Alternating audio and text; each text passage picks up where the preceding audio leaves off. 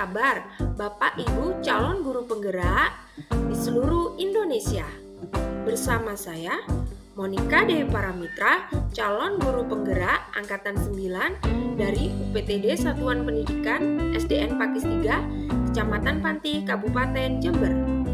Pada kesempatan kali ini, izinkan saya untuk memaparkan aksi nyata saya pada modul 1.4, yaitu tentang budaya positif.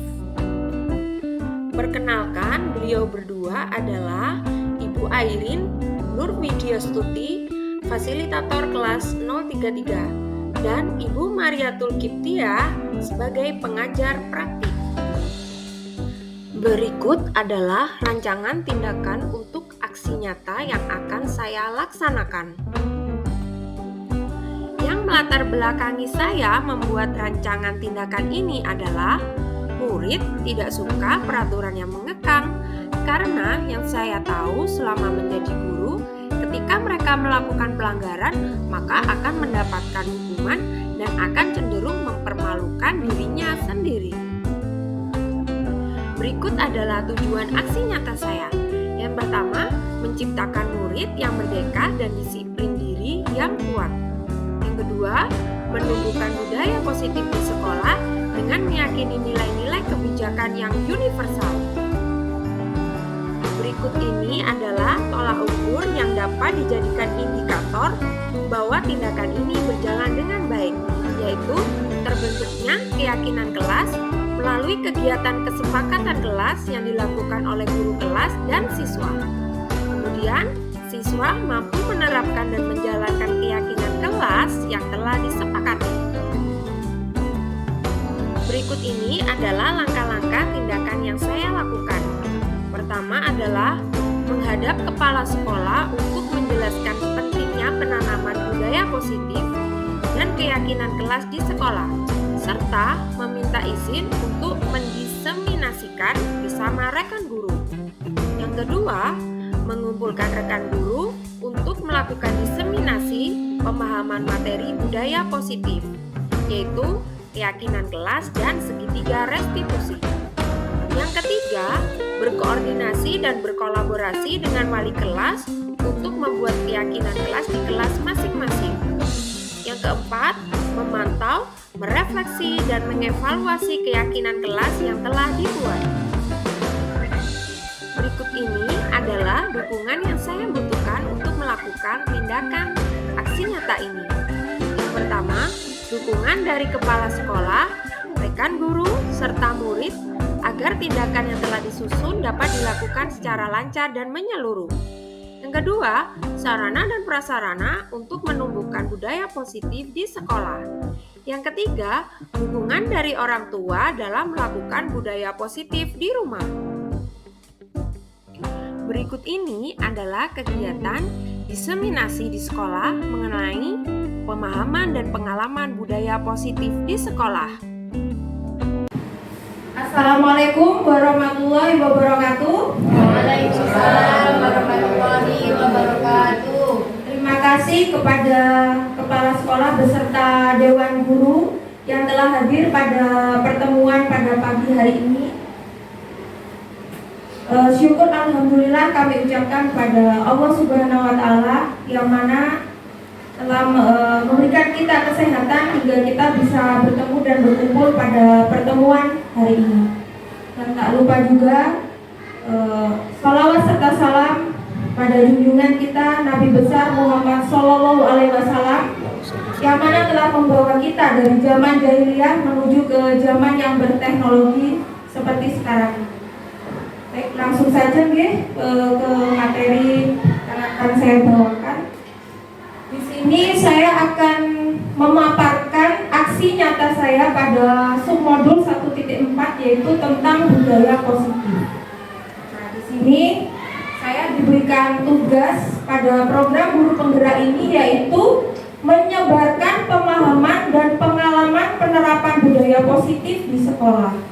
Mungkin Bapak Ibu semuanya di sini sudah menerapkan budaya positif di sekolah. Banyak sekali guru-guru senior di sini yang sudah menerapkan budaya positif selama bertahun-tahun dalam mengajar di sekolah. Nah, di sini pada submodul 1.4 ini adalah penutupan dari modul 1 yang sudah saya laksanakan pada program guru penggerak ini, yaitu terdiri dari submodul 1.1 yaitu tentang filosofi Ki Hajar Dewantara di situ. Kemudian submodul 1.2 tentang nilai dan peran guru penggerak, dan yang ketiga visi guru penggerak. Kemudian yang terakhir ini adalah submodul 1.4 yaitu tentang budaya positif. Nah, di sini saya diberikan tugas ini untuk melakukan pengimbasan istilahnya tentang modul 1.4 ini. Baik, saya ucapkan selamat datang kepada para guru hebat di sini. Mari belajar bersama, berkolaborasi, saling mendukung demi mewujudkan disiplin positif di sekolah kita yang tercinta ini. Di sini saya di depan di sini bukan berarti saya yang paling punya ilmu, saya yang menguasai modul di sini, tidak. Kita di sini sama-sama sharing ya Bapak Ibu. Bahwasanya pada budaya positif, disiplin positif ini Bapak Ibu pasti sudah melakukan pembelajaran ini selama bertahun-tahun. Pastinya sudah melaksanakan lebih daripada saya. Nanti kita sharingkan apa saja sih kasus-kasus atau permasalahan yang sering ada di kelas ataupun di sekolah.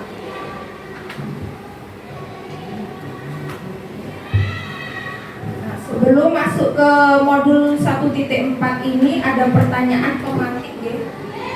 Di sini jawabannya hanya setuju atau tidak setuju dari pertanyaan nomor 1 sampai dengan 3. Yang pertama, hukuman dapat mendisiplinkan anak. Kira-kira Bapak Ibu setuju napa mboten? Monggo yang setuju angkat tangan. Tidak ada jawaban yang salah di sini. Monggo kalau mau setuju silakan angkat tangan. Angkat tangan. Monggo, hukuman dapat mendisiplinkan anak. Kalau misalkan tidak setuju, mboten napa-napa. Gimana kalau setuju?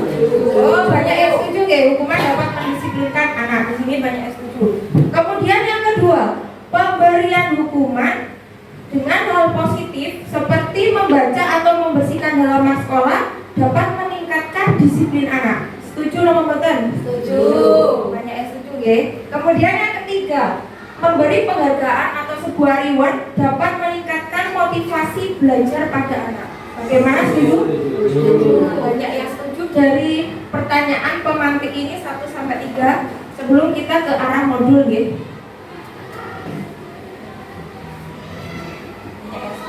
Ini adalah konsep modul budaya positif yang kita akan ulas satu-satu. Di sini ada 7 materi, yaitu yang pertama perubahan paradigma belajar, kemudian disiplin positif, yang ketiga kebutuhan dasar manusia, keempat motivasi perilaku manusia, kelima posisi kontrol restitusi, yang keenam keyakinan kelas, dan yang ketujuh motivasi perilaku manusia.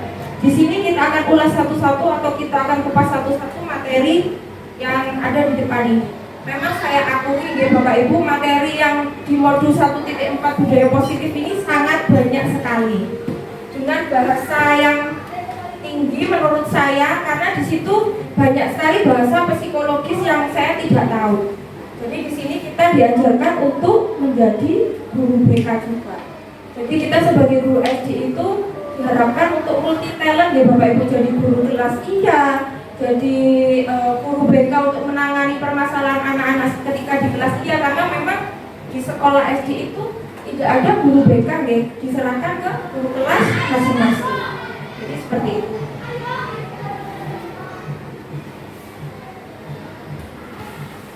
Nah, ini pembelajaran dengan paradigma baru. Pembelajaran dengan paradigma baru dirancang berdasarkan prinsip pembelajaran yang terdiferensiasi, sehingga setiap siswa belajar sesuai dengan kebutuhan dari tahap perkembangannya untuk mewujudkan profil pelajar Pancasila. Nah, di sini maksudnya pembelajaran yang terdiferensiasi sendiri adalah kita sebagai guru biasa melakukan untuk pembelajaran yang klasikal. Ya, klasikal itu setiap anak pasti memiliki bakat dan keunikannya masing-masing. Di saat siswa A misalkan tidak suka pelajaran matematika, tapi di sisi lain dia unggul pada bakat pelajaran yang lainnya. Jadi seperti itu. Kita sebagai guru itu biasa untuk menyamaratakan murid kita. Bahwa padahal di dalam kelas itu pasti anak itu memiliki keunikan dan bakatnya masing-masing. Tetapi kita sebagai guru memperlakukan anak semuanya sama rata.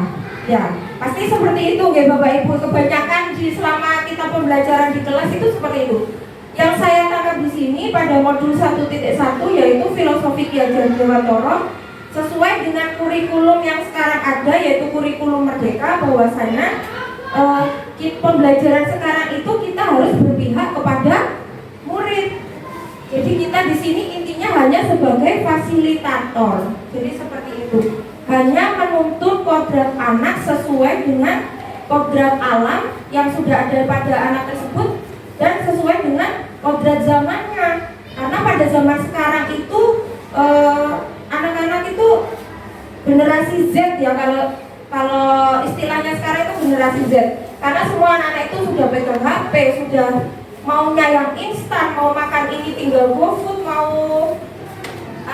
ojek aja pakai ojek online. Jadi seperti itu. Jadi anak-anak sekarang itu generasi Z istilahnya. Jadi kita mengapa kurikulum Merdeka ini ada di zaman sekarang, karena memang kita sebagai guru itu juga untuk menuntun anak. Jadi anak untuk diberi pelajaran aja itu nggak bisa, nggak akan masuk pada anak. Jadi kita istilahnya hanya menjadi fasilitator atau menuntun anak dalam suatu proses pembelajaran. Ya tentunya untuk mengembangkan profil pelajar Pancasila. Jadi di 6 dimensi pelajar profil Pancasila ini apa tidak Bapak Ibu semuanya? Ada di sini ya? Nah, sudah Pancasila satu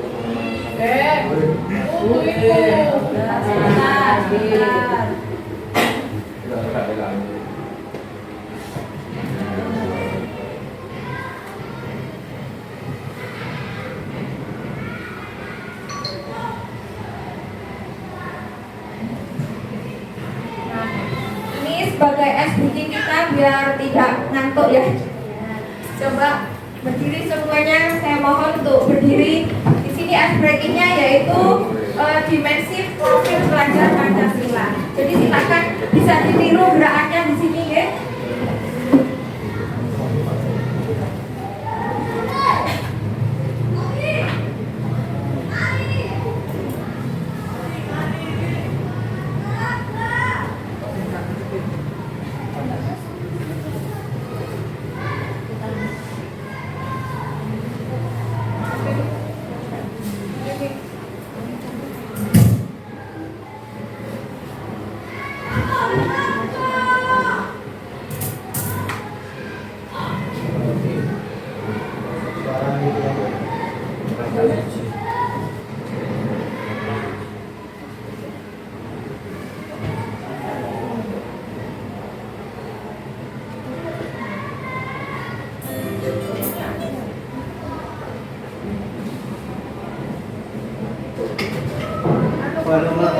volumenya.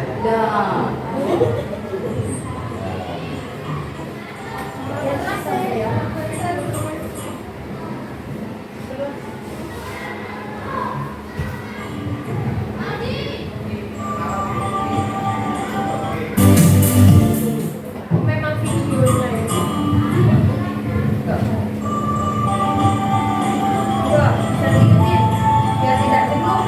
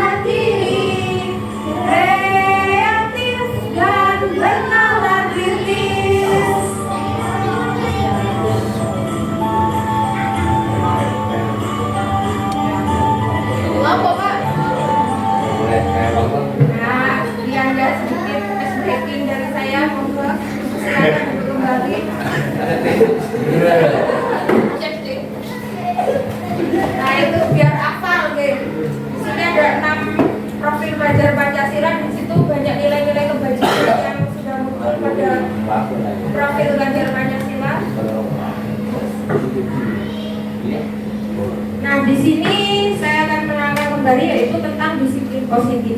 Menurut Bapak Ibu sendiri, pendapat tentang disiplin itu apa sih? Mungkin ada yang tahu disiplin? Arti kata disiplin. Monggo kalau mau berpendapat. Berperilaku sesuai dengan peraturan juga bisa. Nah, kita sikap dan patuh. sikap dan patuh. Nah, di sini disiplin positif dengan nilai-nilai terdapat pada profil belajar Pancasila. Nah, di sini dalam budaya kita makna kata disiplin dimaknai menjadi sesuatu yang dilakukan seseorang pada orang lain untuk mendapatkan kepatuhan. Kita cenderung menghubungkan kata disiplin dengan ketidaknyamanan. Kenapa saya bilang disiplin di situ dengan ketidaknyamanan? Karena kita terikat pada suatu peraturan yang mengikat kita. Makanya kita menjadi disiplin. Nah, itu yang mengakibatkan ketidaknyamanan. Sebagai pendidik, tujuan kita adalah menciptakan anak-anak yang memiliki disiplin diri sehingga mereka bisa berperilaku dengan mengacu pada nilai-nilai kebajikan yang universal dan memiliki motivasi intrinsik, bukan ekstrinsik. Nah, di sini maksudnya memiliki motivasi intrinsik adalah motivasi yang sudah tumbuh pada dirinya sendiri. Misalkan pada anak murid-murid ini ya, saya takut melakukan hal seperti ini karena nanti dihukum oleh guru. Berarti itu adalah dorongan dari luar karena takut akan guru. Jadi takut akan suatu peraturan. Berarti di situ masuk motivasi ekstrinsik karena dorongan dari luar. Tapi kalau intrinsik, saya bersikap disiplin agar pembiasaan dalam diri saya ini baik, perilaku saya ini baik. Berarti itu kan tumbuh atas kesadaran murid itu sendiri. Jadi itu adalah motivasi intrinsik. Jadi itu adalah perbedaannya. Kemudian disiplin positif merupakan salah satu cara penerapan disiplin yang bertujuan untuk menumbuhkan kesadaran serta memberdayakan anak untuk melakukan sesuatu tanpa solokan, ancaman maupun hukuman. Jadi anak itu dilatih untuk memiliki motivasi yang ada di dalam dirinya, yang tumbuh dalam dirinya sendiri, bukan atas dasar kontrol dari orang lain, bukan atas dasar peraturan yang sudah dibuat, dan bukan atas dasar perilaku orang sekitar. Jadi tumbuh dari dalam dirinya sendiri. Jadi kita menuntun murid kita untuk bisa menjadi seperti itu. Nah, di sini kebutuhan dasar manusia ada 5 ya Bapak Ibu. Yang pertama adalah bertahan hidup. Yang paling dasar adalah bertahan hidup. Mengapa saya bilang bertahan hidup adalah kebutuhan dasar manusia yang pertama? Karena manusia butuh makan, butuh minum, dan butuh tempat tinggal untuk bertahan hidup. Kemudian yang kedua adalah kasih sayang dan rasa diterima. Nah, di sini Bapak Ibu semuanya pasti ada ya salah satu murid ataupun di kelas itu pasti ada. Ada yang istilahnya cari perhatian ke guru ataupun ngalem biasanya ya. Karena memang kita sebagai guru itu di sekolah itu sebagai orang tua kedua. Ketika seorang murid tidak mendapatkan kasih sayang atau tidak diterima di lingkungan keluarganya, dia pasti akan memilih orang lain. Ataupun di lingkungan sekolah itu biasanya guru. Biasanya ada guru PPL ya atau guru baru. Pasti anak itu di situ minat ya pada guru baru ya. Guru baru orangnya sabar. Nah, pasti seperti itu biasanya. Nah, itu aku tak campurkan ke guru baru biar saya bisa diterima dan bisa intinya bisa kalem-kalem lah sama guru baru. Biasanya ada yang seperti itu, murid yang seperti itu. Jadi ketika dia tidak memiliki rasa kasih sayang di rumah karena memang mungkin orang tuanya luar negeri, dia tinggal bersama nenek dan kakeknya, jadi dia menganggap orang lain itu memiliki kasih sayang berlebihan pada dia. Jadi ada yang seperti itu. Kemudian yang ketiga adalah penguasaan. Penguasaan di sini seperti ambisi ya Bapak Ibu. Kita saja bukan hanya murid, kita saja kenapa masuk kebutuhan dasar manusia? Karena ambisi itu ada dalam diri kita. Misalkan, mohon maaf ya Bapak Ibu yang PTT atau yang support biasanya kan ingin menjadi PNS. Nah itu salah satu ambisi ya, mungkin kita nggak menyadarinya untuk alah aku santai-santai aja, pasrah. Tidak mungkin ada manusia yang seperti itu, pasti ingin berlebih. Misalkan yang sudah PNS, saya ingin naik golongan. Nah itu termasuk salah satu ambisi yang kita miliki. Jadi seperti itu. Kemudian yang keempat, kebebasan. Jadi kenapa masuk ke kebutuhan dasar manusia? Karena kita sebagai manusia ingin bebas, tidak ingin terkekang oleh adanya peraturan yang sudah dibuat. Pasti seperti itu. Tapi maksudnya di sini bebas tidak sebebas-bebasnya. Pasti manusia bakal morat-marit kalau misalkan memiliki kebebasan yang sebebas-bebasnya. Intinya kita memiliki disiplin positif dengan motivasi intrinsik. Jadi disiplin yang tumbuh dari dirinya sendiri. Kemudian yang kelima adalah faktor kesenangan, kebutuhan dasar, termasuk kebutuhan dasar manusia. Kita sebagai manusia juga butuh bersenang-senang ya Bapak Ibu semuanya. Kita biasa main HP, kita melihat video TikTok itu aja sudah senang ya biasanya ya. Melihat murid-murid kita pintar atau aktif itu juga termasuk salah satu faktor kebutuhan dasar manusia dalam bidang kesenangan.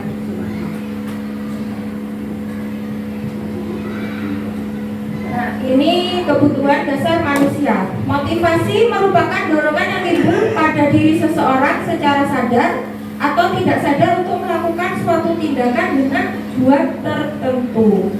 Ya, yang pertama, menghindari ketidaknyamanan dan hukuman. Murid seringkali melakukan disiplin diri karena ia takut dihukum. Ini merupakan motivasi ekstrinsik, ya. Jadi mereka melakukan disiplin diri itu karena dia takut dihukum oleh guru. Jadi terikat di sini ya, tidak bebas ininya. Kemudian yang kedua, mendapatkan imbalan atau penghargaan dari orang lain. Jadi termasuk reward di sini biasanya guru memberikan bintang kelas ataupun stempel. Kalau zaman sekarang pakai stempel biasanya ya. Misalkan murid ini mempunyai sikap yang bagus, jadi nanti di stempel sama gurunya ada kertas berisi tentang sikap yang baik. Biasanya seperti itu. Murid melakukan disiplin diri karena ia ingin mendapatkan imbalan. Ini merupakan motivasi ekstrinsik. Jadi karena dorongan atau pengaruh dari luar, bukan dari dalam dirinya sendiri. Kemudian yang ketiga, menghargai nilai-nilai kebajikan diri sendiri. Murid melakukan disiplin diri karena ia sadar akan nilai kebajikan dirinya. Jadi dia sadar karena dirinya sendiri. Ini merupakan motivasi intrinsik. Menurut Bapak Ibu semuanya, menurut Bapak Ibu lebih baik motivasi ekstrinsik yang dari dorongan dari luar atau motivasi intrinsik yang tumbuh dari dalam diri anak itu sendiri? Menurut Bapak Ibu ya? Intrinsik. Ya, motivasi intrinsik. Jadi kita sudah sepakat ya, bahasanya motivasi intrinsik ini adalah penanaman disiplin akan diri murid sendiri ya, termasuk kita juga sebenarnya ya, tidak hanya murid, karena kita sebagai guru juga tidak lepas dari suatu aturan yang mengikat juga. Jadi seperti itu. Jadi kita harus sadar bahwasanya disiplin itu karena untuk pembiasaan diri kita, bukan karena kita akan takut oleh anak saja. Seperti itu, karena pembiasaan yang baik untuk diri kita. Nah, ini konsep disiplin dengan identitas gagal. Di sini ada hukuman. Yang pertama, hukuman itu Bapak Ibu bersikap menyakitkan. Ya, bersikap menyakitkan. Karena mungkin tidak semua ya di sekolah di sini ataupun di dekat-dekat sini mungkin memberikan hukuman fisik itu mungkin tidak ada, tapi belum tentu di luar pulau. Biasanya kan guru-guru banyak yang menangani anak yang sangat luar biasa ya kalau di luar pulau, tidak hanya di sini. Nah di situ hukuman itu bersifat menyakitkan. Nah, jadi seperti hukuman fisik, menjewer, ataupun kalau zaman dulu dipukul pakai penggaris sampai patah. Jadi seperti itu ya kalau zaman dulu. Kemudian hukuman bersifat tidak nyaman. Ya, tidak nyaman untuk murid sendiri. Terkadang guru juga menyesal telah menjewer murid atau memukul. Biasanya ada yang guru seperti itu. Ya tidak semua, mungkin ada yang terbiasa, tidak semua. Kemudian yang ketiga, berkonotasi negatif. Jadi misalkan murid tersebut mendapatkan hukuman, pasti murid yang lain, si Adi mendapatkan hukuman, berarti kan konotasinya sudah negatif di situ. Jadi seperti itu. Kemudian hukuman juga bersifat memaksa. Dan di sini juga murid menjadi takut akan hukuman. Jadi kalau murid menjadi takut akan hukuman, nantinya akan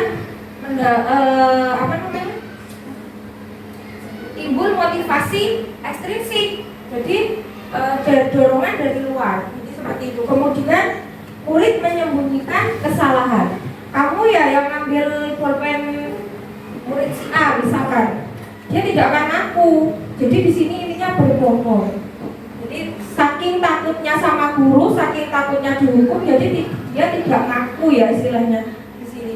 Kemudian yang terakhir adalah murid menjadi rendah diri atau minder ya Bapak Ibu semuanya. Di sini menjadi minder. Tapi terkadang ada salah satu murid yang sangat luar biasa, dia terus-menerus mengulangi kesalahan yang sama. Misalkan dia terlambat datang ke sekolah, misalkan. Mungkin sekarang 1-2 kali ditegur, mendapatkan hukuman, ya. Tapi sering kali dia untuk terlambat datang ke sekolah, sering kali. Jadi ada yang istilahnya itu bangga ya pada kesalahan yang dia buat. Alah paling cuma dihukum begini, alah paling cuma dihukum begitu, ada, tapi tidak semua. Dan kebanyakan murid di sini ya pastinya takut ya atau minder kalau mendapatkan hukuman. Biasanya seperti itu. Kemudian penghargaan atau reward di sini tidak efektif. Kenapa saya bilang tidak efektif? Kalau pertanyaan pematik tadi, penghargaan dapat meningkatkan motivasi diri pada anak. Dan Bapak Ibu sepakat untuk setuju. Saya tidak menyalahkan karena sebelum kenal dengan modul ini, saya pun berpikir seperti itu. Ketika kita memberikan reward, pasti anak tersebut akan tambah semangat untuk belajar. Awalnya sebelum saya mengenal modul ini. Tetapi yang saya tahu, saya sudah pelajari pada modul ini, kenapa saya bilang tidak efektif? Karena itu hanya untuk jangka pendek Bapak Ibu. Misalkan kita sudah tidak memberikan penghargaan atau reward istilahnya pada anak tersebut pasti akan tidak menjadi disiplin lagi. Ya, istilahnya di sini kita memberikan iming-iming pada anak. Nanti kalau misalkan kamu hormat pada guru, nanti saya beri snack ataupun stempel bintang pada buku kamu misalkan. Kalau kita lupa istilahnya tidak memberikan ataupun tidak memberikan hal-hal seperti itu lagi, pasti murid tersebut akan kembali pada perilaku yang sebelumnya. Jadi istilahnya ini hanya berlaku hanya sementara. Jadi karena memang dorongan dari luar, motivasi ekstrinsik tadi. Kemudian merusak hubungan, menimbulkan sifat iri. Biasanya, paling yang dapat bagus, biasanya ada murid yang seperti itu. Paling yang dapat bagus itu saja. Malah saya wis lah. Mungkin ada seperti itu. Iri ya, sifat iri. Mungkin yang dapat itu lagi. Nah itu menimbulkan sifat iri pada masing-masing anak ya biasanya. Kemudian yang ketiga adalah mematikan kreativitas. Nah di sini anak itu tidak bisa bernalar kritis ya, atau tidak bisa kreatif lagi ketika kita memberikan penghargaan. Jadi anak itu hanya menginginkan penghargaan. Jadi belajar hanya untuk mendapatkan penghargaan atau reward dari guru. Jadi tidak muncul dari dalam dirinya sendiri. Jadi mematikan kreativitas. Kemudian merampas hak menghargai dirinya. Nah, kemudian yang terakhir adalah menghukum dengan sistem ranking. Nah, di sini bahaya kayak untuk Bapak Ibu semuanya menghukum dengan sistem ranking. Misalkan pasti yang dapat ranking 1, 2, 3 ya misalnya itu saja ya. Biasanya tuh saya selama menjadi guru itu biasanya seperti itu. Atau kalau tidak juara 2 naik ke juara 1, ya istilahnya itulah 1, 2, 3 itu biasanya jarang tergoyahkan dan yang lainnya mungkin terhukum dengan sistem ranking tersebut. Jadi hampir mirip dengan sifat iri. Pasti yang dapat juara 1, 2, 3 hanya yang itu saja. Jadi seperti itu. Menyebabkan anak juga semakin minder pada kelas biasanya. Gimana ya? Atau takut kalau pulang ke rumah gak bawa ranking. Biasanya dia seperti itu, gak masuk 10 besar atau 3 besar.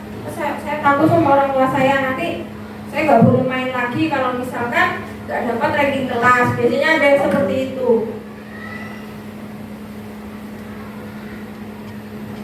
Nah, ini adalah konsep disiplin dengan identitas yang sukses. Yang tadi tidak sukses, yang ini sukses. Yang tadi gagal, yang ini identitas sukses. Konsekuensi atau penguatan di sini ada poinnya, yaitu penguatan jangka pendek. Nah, di sini ketika saya ambil contoh, ada murid menumpahkan minumannya ke temannya misalkan. Nah, ini penguatan jangka pendeknya, kita memberi perintah ke anak tersebut, ayo dibersihkan karena kamu sudah menumpahkan air ke meja teman kamu. Jadi istilahnya diberi tanggung jawab untuk membersihkannya. Nah, itu hanya penguatan untuk jangka pendek. Kalau misalkan konsekuensi, ada masuk konsekuensi. Kemudian yang kedua, perlu monitoring berkelanjutan. Kenapa saya bilang seperti itu? Jadi guru harus menuntun terus-menerus anak tersebut. Kadang ada anak yang luar biasa itu tadi, habis menumpahkan air tersebut lari dia. Biasanya banyak ya seperti itu. Tapi di sini kita perlu monitoring yang berkelanjutan terus-menerus. Kemudian yang ketiga adalah stimulus respon. Jadi ketika kita memberikan perintah istilahnya kepada anak tersebut, ayo dibersihkan airnya biar temannya tidak terpeleset ataupun biar bukunya tidak basah. Biasanya seperti itu.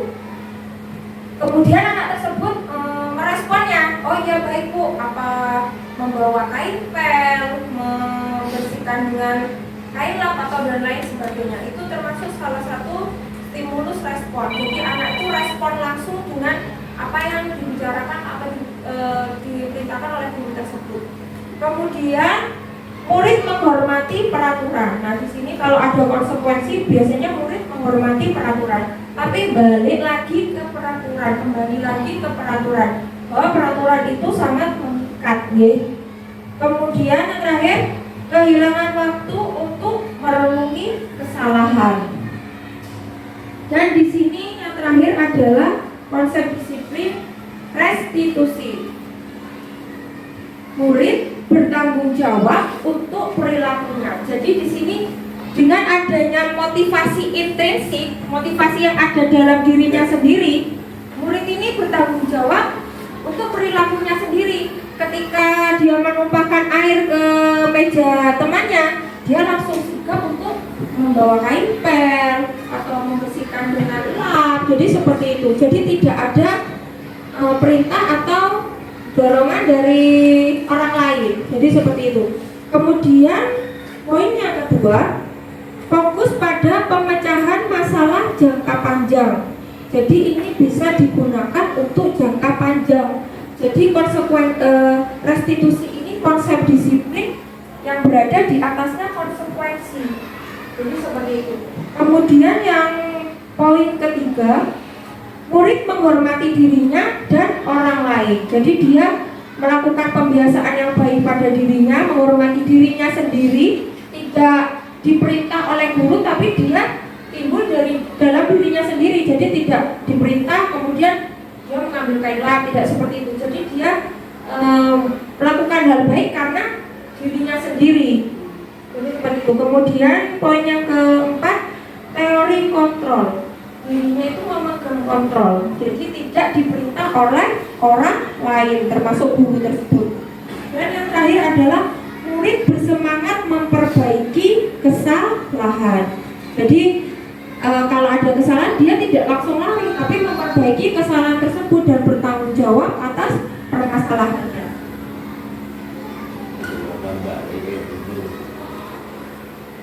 Kemudian konsep disiplin dalam hal pendekatan restitusi, sebuah cara menanamkan disiplin positif pada murid.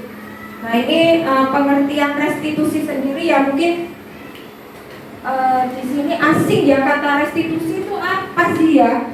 Saya juga kalau nggak mempelajari modul ini nggak tahu apa itu restitusi, karena memang di sini bahasa psikolognya luar biasa ya. Kita dituntut untuk menjadi guru BK di sini. Restitusi sendiri adalah proses menciptakan kondisi bagi murid untuk memperbaiki kesalahan mereka sehingga mereka bisa kembali pada kelompok mereka dengan karakter yang lebih kuat. Nah, ciri-ciri restitusi sendiri bukan untuk menebus kesalahan ya Bapak Ibu, namun belajar dari kesalahan. Dia tidak ceroboh lagi menumpahkan air temannya. Jadi seperti itu. Kemudian yang kedua, memperbaiki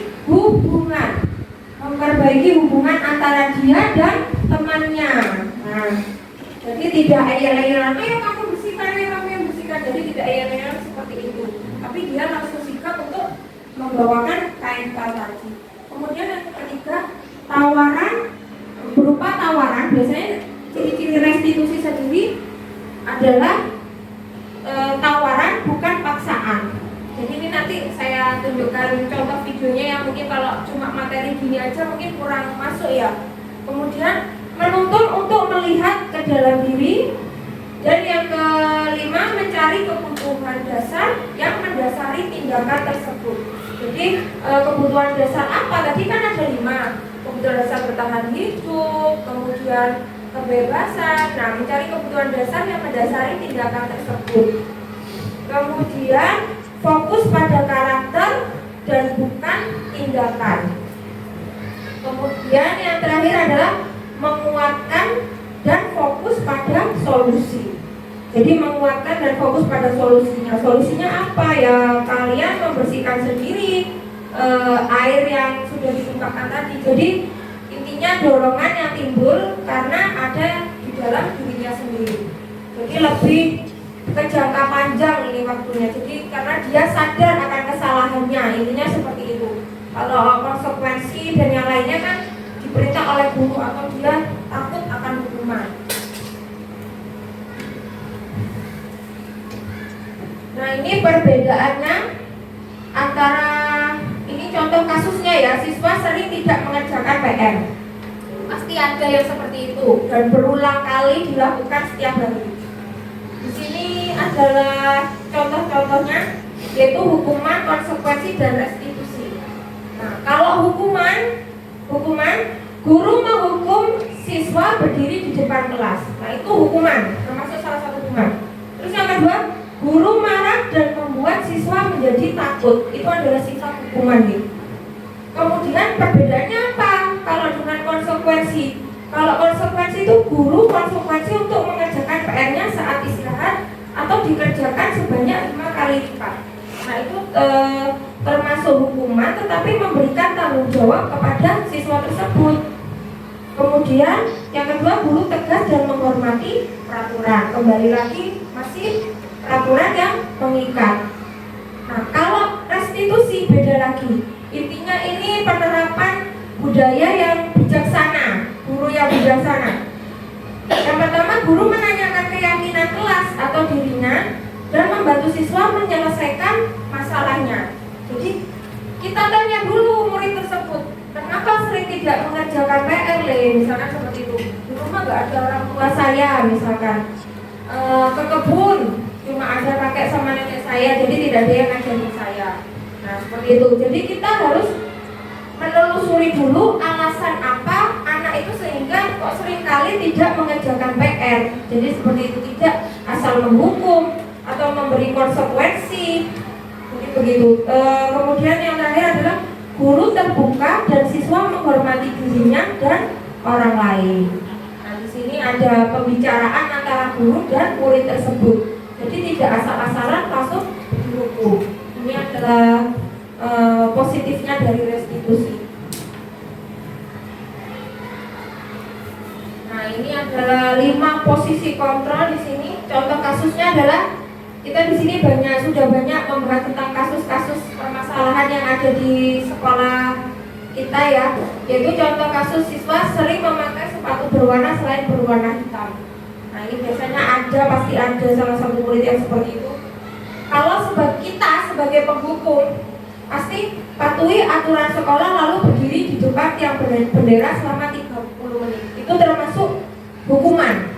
Kemudian pembuat rasa bersalah. Jadi sebagai guru membuat rasa bersalah. Berapa kali bu guru harus memberitahu kamu, bu guru sangat kecewa sama kamu. Nah, biasanya ada yang membuat guru yang membuat muridnya itu merasa bersalah. Oh, guru saya kasihan ya, ternyata dengan adanya saya yang bersikap seperti ini membuat guru saya kecewa pada saya. Jadi itu adalah membuat rasa bersalah. Kemudian kita sebagai teman, guru sebagai teman. Jadi ini pelaksanaannya, ayolah yang tertib buat bu guru bangga. Kali ini tidak apa-apa kamu salah. Nah, itu adalah posisi kita sebagai teman, jadi memakai yang ini. Kemudian posisi kita sebagai pemantau. Di sini ada, kamu sudah melanggar apa peraturan dan konsekuensinya. Jadi kita sebagai pemantau juga harus ada percakapan dengan murid ya, tetapi tidak memberikan solusi. Di sini hanya memantau tapi tidak memberikan solusi. Tetapi kalau kita berlaku sebagai manajer, bukan manajer toko atau yang sebagainya ya. Di sini manajer itu, apakah kamu tahu kesalahanmu? Kira-kira bagaimana kamu akan memperbaiki kesalahan ini? Ketika kita mendapatkan apa ya istilahnya, kita mendapatkan kenapa alasan murid tersebut memakai sepatu berwarna. Nah, di sini juga harus ada solusi untuk dipecahkan. Jadi kita sama-sama, kita sebagai guru dan sebagai murid mencari solusi agar kesalahan tersebut tidak terulang kembali. Itu kalau misalkan Bapak Ibu di sini semuanya masih memakai posisi kontrol yang mana? Pemantau. Ada yang memantau, ada yang lain? Penghukum misalnya ada? Ada, pasti ada ya, Dewer. Ada pasti. Kalau manajer kan kita memberikan solusi agar tidak terulang kembali permasalahan. Gak apa-apa Bapak Ibu, kita sama-sama belajar di sini. Nah, ini adalah keyakinan kelas. Mengapa keyakinan kelas tidak peraturan kelas saja? Nah, di sini adalah fungsinya keyakinan kelas. Keyakinan kelas itu pengganti dari peraturan kelas. Kalau dulu kan peraturan kelas namanya. Kalau sekarang itu diubah menjadi keyakinan kelas. Nah, yang pertama, mengapa kita memiliki peraturan tentang penggunaan helm pada saat mengendarai kendaraan roda 2 atau bermotor? Mengapa kita ada peraturan penggunaan helm? Biar apa, Bapak Ibu? Biar aman, ya, hindah dari kecelakaan atau biar selamat ya. Itu kalau misalkan kesadaran tumbuh dalam dirinya sendiri. Tapi biasanya kalau tumbuh dari motivasi ekstrinsik dari luar, pasti takut akan polisi, ya kan? Takut ditilang, ya kan? Itu. Nah, tapi kalau kita sadar akan diri kita sendiri, pasti jawabannya akan memberikan rasa aman atau biar selamat. Nah, ini yang kedua, mengapa kita memiliki peraturan tentang tepat waktu datang ke sekolah. Nah, ini dia yang menjadi permasalahan guru dan murid sama sepertinya. Nah, ini kalau disiplin yang timbul dari dirinya sendiri, biasanya kita akan sadar bahwasanya itu adalah pembiasaan diri yang baik untuk kita sendiri. Tetapi kalau misalkan motivasi ekstrinsiknya atau dari dorongan yang datang dari luar, pasti jawabannya akan saya takut akan peraturan. Biasanya seperti itu, takut absen nanti dipotong, misalkan begitu. Pasti banyak. Saya pun terkadang juga begitu masalahnya. Kucing juga. Murid juga takut dihukum sama guru, takut berdiri. Nah, ini adalah salah satu contoh yang salah satu hasil praktek saya ketika membuat keyakinan kelas pada kelas 4. Coba disimak di videonya.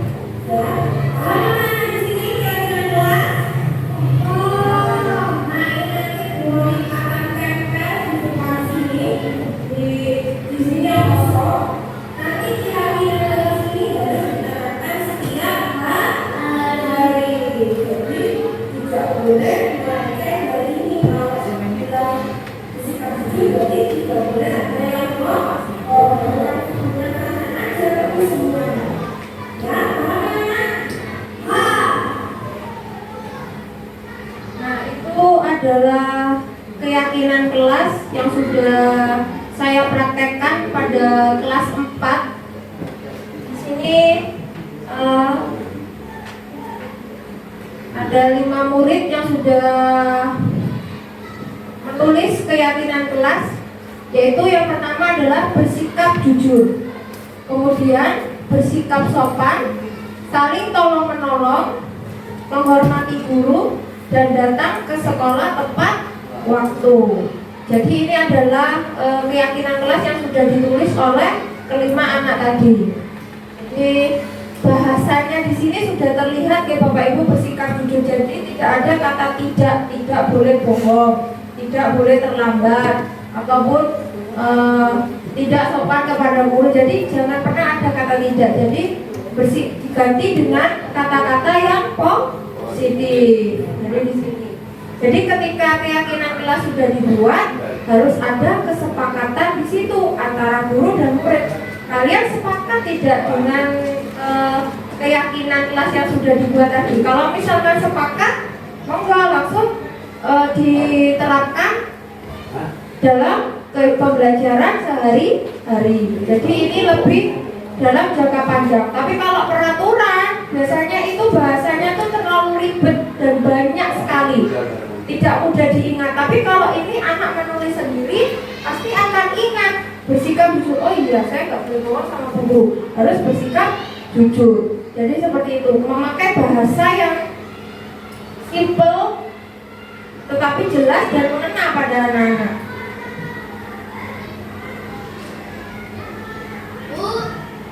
Nah ini bagaimana pembentukan keyakinan kelas? Di sini yang pertama lebih abstrak dari peraturan. Jadi bahasanya itu lebih terlihat, bahasanya lebih simple daripada peraturan. Kalau peraturan biasanya 1 sampai 10 itu aja gurunya nggak hafal, apalagi muridnya. Nah yang kedua, menggunakan kata-kata yang singkat agar mudah diingat. Nah ini tadi kata-katanya harus singkat. Terus kemudian yang ketiga, berupa pernyataan yang universal. Jadi berupa nilai-nilai kebajikan yang universal. Kemudian yang keempat, sesuai dengan kondisi kelas dan sekolah agar mudah diterapkan. Jadi kita memberikan anak-anak menulis keyakinan kelas itu sesuai dengan kondisi kelas. Kemudian yang kelima, dibuat dalam bentuk kalimat positif. Tadi sudah saya jelaskan, harus menggunakan kalimat positif. Jadi jangan pernah ada kata tidak di situ. Kemudian yang terakhir adalah semua warga kelas dilibatkan saat membuat. Jadi guru beserta murid, semua murid dilibatkan untuk membuat keyakinan kelas. Nah dari sini ada pandangan di Bapak Ibu semuanya untuk membuat keyakinan kelas di kelas masing-masing dan bisa diterapkan di kelas masing-masing, bisa dicoba. Nah ini adalah materi yang terakhir adalah segitiga restitusi. Nah apa sih segitiga restitusi? Tadi aja restitusi belum ya, ini ada segitiganya lagi. Nah di sini segitiga restitusi ini ada 3 tahapan ya Bapak Ibu untuk menyelesaikan masalah. 3 tahapan. Menstabilkan identitas yang pertama, kita semua akan melakukan hal yang terbaik yang bisa kita lakukan. Jadi menstabilkan identitas. Kemudian yang kedua, validasi tindakan yang salah.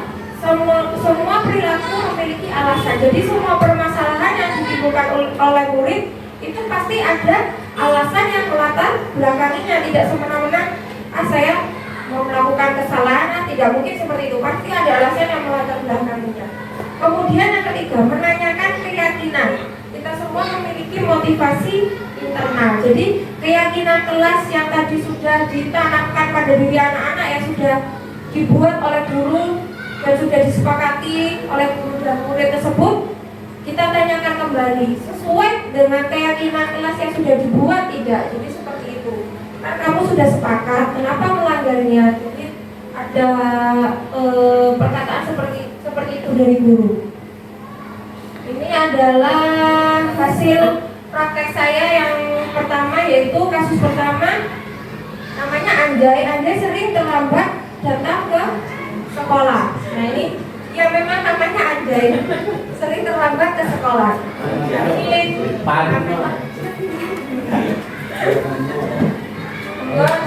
Ini adalah salah satu pemenuhan tugas yang sudah saya lakukan. Anjay, pagi, ingin tahu tentang tiket. Katanya kamu sering datang terlambat ya? Sudah berapa kali kamu datang terlambat, anak? Sudah 3 kali, Bu. Menurut kalian sendiri datang terlambat itu suatu kesalahan bukan? Baik Andai, yang namanya kesalahan itu adalah hal yang wajar, oleh manusiawi. Setiap orang pasti pernah punya kesalahan. Ya, yang penting kita belajar dari kesalahan tersebut dan berusaha memperbaikinya ya. Setuju? Baiklah, sekarang kita cari solusinya ya. Andai sering datang terlambat pasti ada alasannya. Kenapa sih ada sering datang terlambat?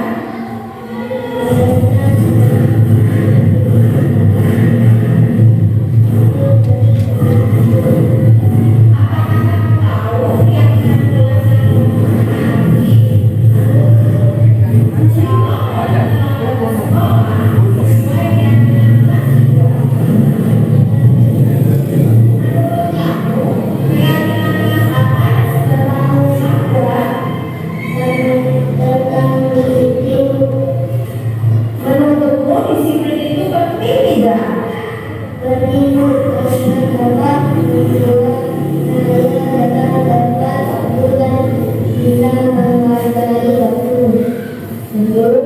Menghargai waktu itu penting dan sangat bermanfaat untuk kita. Lalu saya sangat menyesal sudah bersatu terlambat dan saya minta maaf. Ya, sikap yang baik dengan meminta maaf sudah kamu tunjukkan. Menurut kamu, apa yang akan kamu lakukan apabila datang terlambat lagi? Yo. Saya akan hidup dari awal dan dari awal dulu. Baik Andai, kamu sudah tepat solusinya dan ini akan mengajak orang tuamu untuk bekerja sama. Kamu tidak datang terlambat lagi ke sekolah. Sekarang silakan kamu kembali ke kelas ya Andai. Baik, terima kasih Bu. Ya. Andai. Nah, ini adalah kasus yang kedua, yaitu Hamdan tidak dapat mengontrol emosi disebabkan temannya sering menyontek PR-nya. Ini berikut adalah kasusnya. Yang pertama, pada tahapan menstabilkan identitas. Kita simak pada video terakhir ini. Kembali lagi ke perlaporan dari ketua kelas. Katanya kamu harus berkarya. Iya Bu, karena saya harus berbentuk dengan Tuhan. Kenapa kamu bertukar, Nak? Orang menyontek hasil PR saya Bu. Oh, jadi begitu. Wajar kalau kamu sampai marah. Jika mulai ada di posisi kamu, juga pasti akan melakukan hal yang sama. Lalu, apa yang kamu lakukan terhadap Sahar? Saya marah Bu dan mengeblok video Tuhan. Wah, kalau seperti itu pasti ada alasannya ya. Iya Bu, alasan saya hilang sedang saya kan sudah bisa yang menggunakan PR tapi Tuhan menyontek pekerjaan saya. Ya wajarlah, kamu pasti tidak rela kalau hasil pekerjaan kamu dicontek. Menurut sangat menghargai tindakan kamu yang tidak berlebihan. Ya, misalnya menunggu. Ya Bu, Nah, sekarang coba kita pikirkan tindakan kamu sampai menggugurkan meja apakah sesuai dengan keyakinan kelas kita? tidak Bu. Menurut kamu, menurut kalian ya, keyakinan kelas apa yang sudah kamu langgar dengan? Saya menghormati pandangan denganmu. Nah, menurut kamu menghormati Tuhan itu penting tidak? Penting Bu. Baik, kalau menurutmu itu penting, jadi keyakinan kelas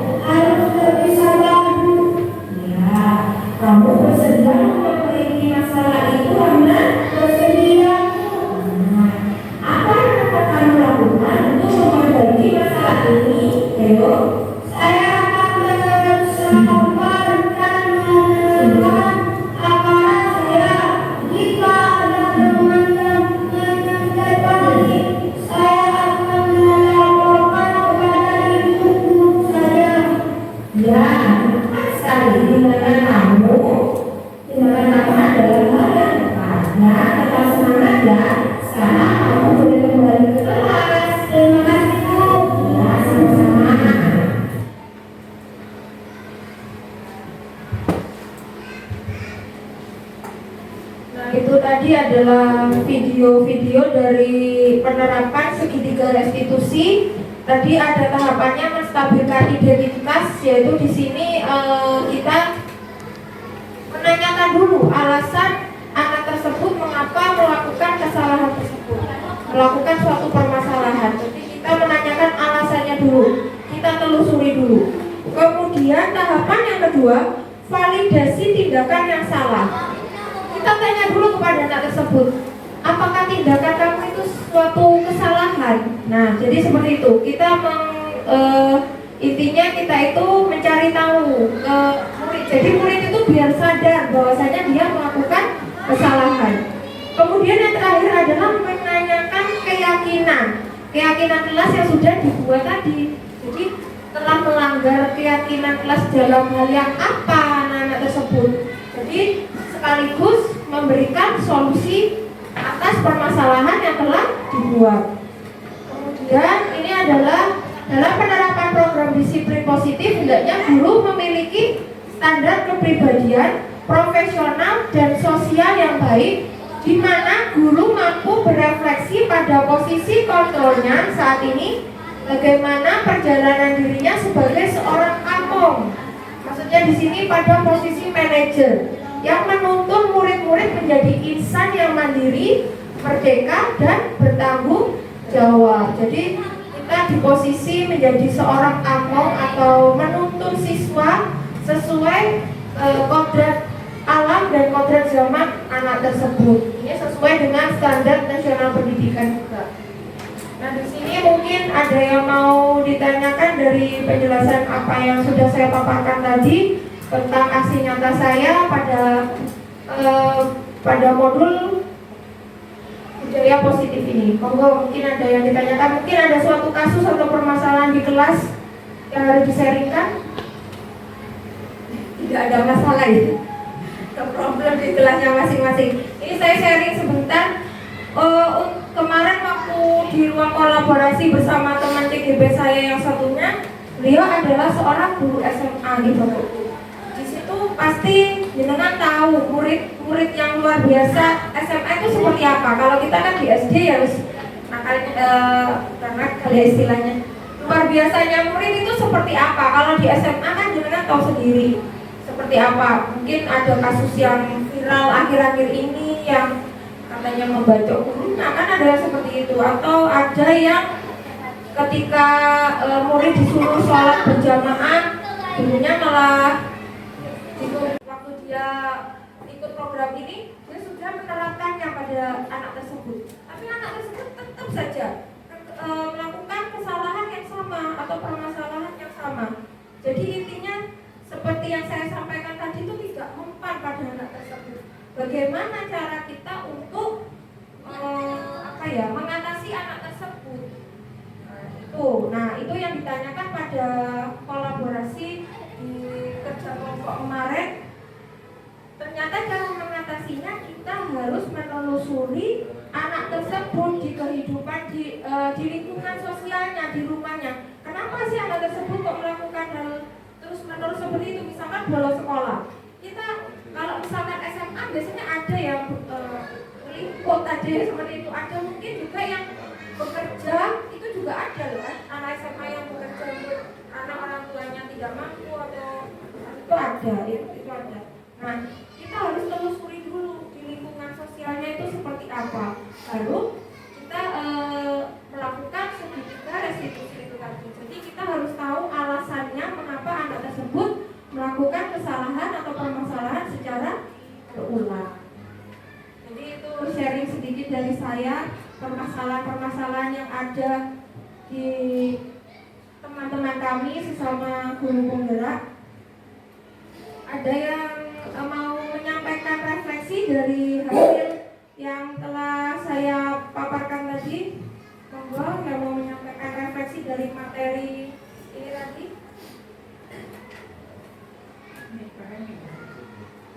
Tak apa-apa, berdiri di depan tidak apa-apa, biar dengar semua.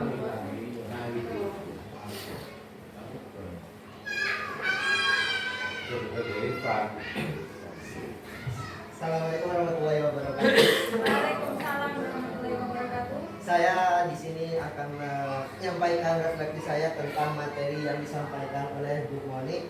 Terima kasih atas materinya yang sangat mengimbas pada kami semua Dewan Guru yang sangat positif tentang budaya positif ini, karena sangat berguna untuk kami khususnya guru dan Dewan Guru semua dan murid-murid. Terima kasih Bu. Oke, sami-sami. Mungkin sekian. Assalamualaikum warahmatullahi wabarakatuh. Mungkin ada yang lain menambahkan refleksi dari yang penting suaranya kedengaran. Waalaikumsalam warahmatullahi wabarakatuh. Kebetulan saya juga sama ngajar di kelas 4. Oke. Kami sampaikan terima kasih dan kami sangat mengapresiasi apa yang dipresentasikan hari ini. Semoga presentasi yang mau disampaikan bermanfaat bagi sekolah kami, karena sekolah kami juga menghadapi permasalahan yang sama. Mudah-mudahan kami juga bisa menerapkan apa yang disampaikan murid pada sekolah kami. Terima kasih. Assalamualaikum warahmatullahi wabarakatuh. Ya, terima kasih Bapak Ibu semuanya telah intinya mendengarkan dan kita bisa sharing berkolaborasi bersama pada modul budaya positif, aksi nyata saya pada modul budaya positif ini. Semoga apa yang saya sampaikan tadi dapat diterapkan pada dan bermanfaat untuk Bapak Ibu semuanya dan dapat diterapkan di kelas masing-masing ataupun di sekolah. Oke, saya akhiri dulu. Sekian apa yang saya sampaikan tadi, kata-kata yang salah mungkin saya mohon maaf. Saya akhiri dulu. Wassalamualaikum warahmatullahi wabarakatuh. Berikut ini adalah video pembuatan keyakinan kelas beserta tanggapan siswa. Assalamualaikum warahmatullahi wabarakatuh. Waalaikumsalam warahmatullahi wabarakatuh. Bagaimana kabarnya anak hari ini? Baik. Alhamdulillah. Di sini Bu Monik akan sedikit memberikan keyakinan kelas. Nah, apa itu sih keyakinan kelas? Kalian tahu nggak? Apa itu keyakinan kelas? Nggak tahu ya? Nah, Bu Monik jelaskan dulu. Keyakinan kelas itu hampir sama dengan peraturan kelas, tapi tidak sama, hampir sama. Yang menggantikan peraturan kelas adalah keyakinan kelas. Nah, kalau peraturan itu mengikat, kalau keyakinan kelas itu ketika kalian melakukan kesalahan, kalian nanti akan bertanggung jawab ya dengan apa yang telah kalian lakukan. Paham? Di sini Bu Monik akan membagikan kertas, ya, kertas kecil-kecil seperti ini. Nanti Bu Monik minta tolong diberi nama di atasnya. Kemudian yang bawah keyakinan kelas apa yang kalian ingin tulis di sini. Ya, nanti Bu Monik baca satu-satu. Setelah namanya ditulis, keyakinannya ditulis, kemudian kertas ini nanti ditempel di sini. Ya, oke? Siap anak-anak? Ya, Bu Monik bagi dulu. Nih, tulis di sini namanya. Bukan apa aja?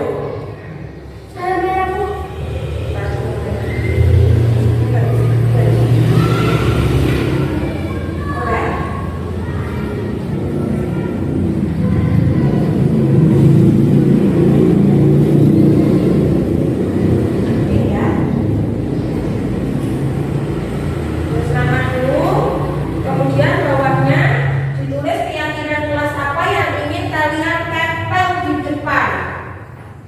Mohon ditunggu, ayo namanya dulu ditulis di atas.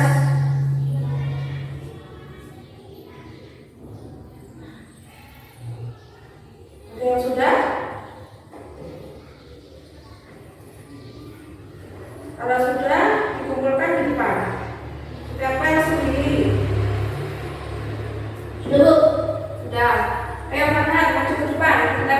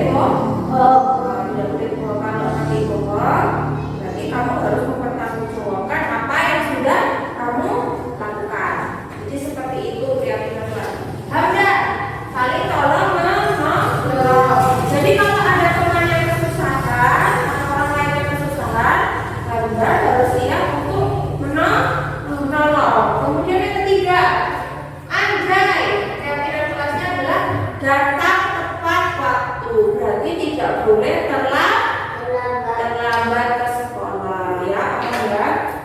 Kemudian Visa, dimana dia mau menghormati guru. Jadi harus saling menghormati guru. Jadi kalau ada guru di depan waktu menerangkan, anak-anak harus diam, ya, ngerti ya. Kemudian ada Bila, keyakinannya adalah bersikap sopan. Ketika ada guru di depan, kalian permisi bu, atau di ruang guru. Ketika kalian mau masuk, duduk dulu, kemudian salam, assalamualaikum bu, bilang keperluannya apa. Ya, paham anak-anak di sini keyakinan kelas? Nah ini nanti Bu Monik akan tempel di depan sini di dinding yang kosong. Nanti keyakinan kelas ini harus diterapkan setiap hari. Jadi tidak boleh melenceng dari ini. Kalau bilang bersikap jujur berarti tidak boleh ada yang bukan Farhan aja tapi semuanya. Ya, paham ya anak? Oke, baik. Bisa disepakati? Terima kasih anak-anak. Keyakinan kelas ini sudah kalian tempel di depan, berarti harus konsisten melakukannya setiap hari ya. Sekian dulu dari Bu Moni. Wassalamualaikum warahmatullahi wabarakatuh. Assalamualaikum warahmatullahi wabarakatuh. Saya Anjay dari kelas 4. Assalamualaikum warahmatullahi wabarakatuh. Saya Farhan. Nama saya Farhan dari kelas 4. Assalamualaikum warahmatullahi wabarakatuh. Saya Hamdan dari kelas 4. Dengan adanya kelas, keyakinan kelas kami dapat bersikap disiplin. Terima kasih Bu. Kami semakin semangat dalam menjalankan pembelajaran. Terima kasih Bu. Dengan adanya keyakinan kelas, kami dapat bersikap disiplin. Terima kasih Bu. Berikut ini adalah video tentang penerapan segitiga restitusi.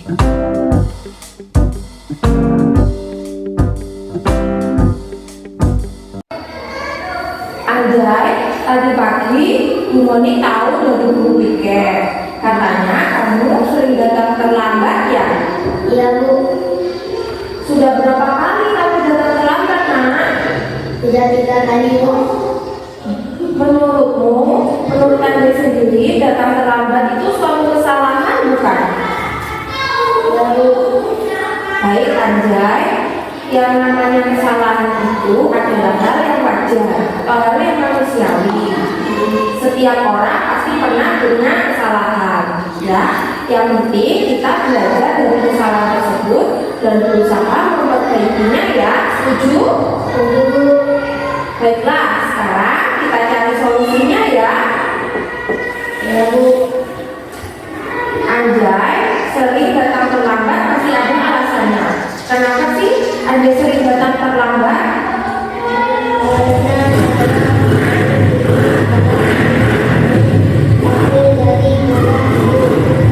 Apakah kamu tahu keyakinan kelas yang dilakukan tadi? Kalau datang terlambat ke sekolah sesuai keyakinan kelas tidak? Menurut kamu keyakinan kelas apa yang sedang kamu langgar? Tentang disiplin Bu. Menurutmu disiplin itu penting tidak? Penting Bu, karena dapat membuat saya datang tepat waktu dan bisa menghargai waktu. Betul, menghargai waktu itu penting dan sangat bermanfaat untuk kita. Iya Bu, saya sangat menyesal sudah sering terlambat dan saya minta maaf. Ya Anjay, sikap yang baik dengan meminta maaf sudah kamu tunjukkan. Menurut kamu, apa yang akan kamu lakukan agar tidak datang terlambat lagi? Ayo. Saya akan tidur lebih awal dan bangun lebih awal Bu. Baik Andai, kamu sudah dapat solusinya dan Bu Moni akan mengajak orang tuamu untuk bekerja sama. Agar kamu tidak datang terlambat lagi ke sekolah. Sekarang silakan kamu kembali ke kelas ya Anjay. Baik, terima kasih Bu. Ya.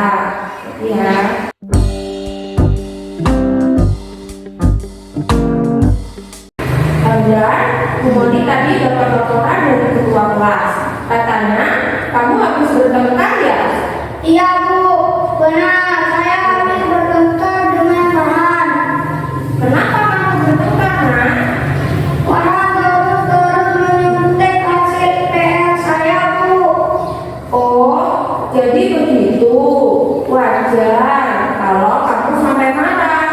Jika Bu Moni ada di posisi kamu, juga pasti akan melakukan hal yang sama. Lalu, apa yang kamu lakukan terhadap Farhan? Saya marah Bu dan mengebrak meja Farhan.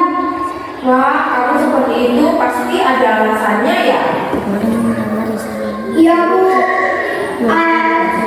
Asal saya diam saja, saya kan sudah susah payah mengerjakan PR, tapi Farhan hanya menyontek pekerjaan saya. Ya wajar lah, kamu pasti tidak rela kalau hasil pekerjaan kamu dicontek. Bu Moni sangat menghargai tindakan kamu yang tidak berlebihan. Ya, misalnya memukul. Iya Bu. Nah, sekarang coba kita pikirkan tindakan kamu sampai menggebrak meja apakah sesuai dengan keyakinan kelas kita? Tidak Bu. Menurut kamu, menurut Anda ya, keyakinan kelas apa yang sudah kamu langgar? Anda? Saling menghormati antara teman Bu. Nah, menurut kamu menghormati antar teman itu penting tidak? Penting Bu. Baik, kalau menurutmu itu penting, jadi keyakinan kelas apa yang harus kamu lakukan pada saat kamu sedang marah? Ayo. Harus lebih sabar Bu. Ya, kamu bersedia memperbaiki masalah itu, Hamna? Bersedia Bu. Nah, apa yang akan kamu lakukan untuk memperbaiki masalah ini? Ayo. Saya akan bersabar dan menahan amarah saya. Jika ada teman yang menyontek lagi, saya akan melaporkan kepada ibu guru saja. Ya, tepat sekali tindakan kamu adalah hal yang tepat. Ya, tetap semangat ya. Sekarang kamu boleh kembali ke kelas. Terima kasih Bu. Ya, sama-sama. Sekian rangkaian video aksi nyata saya.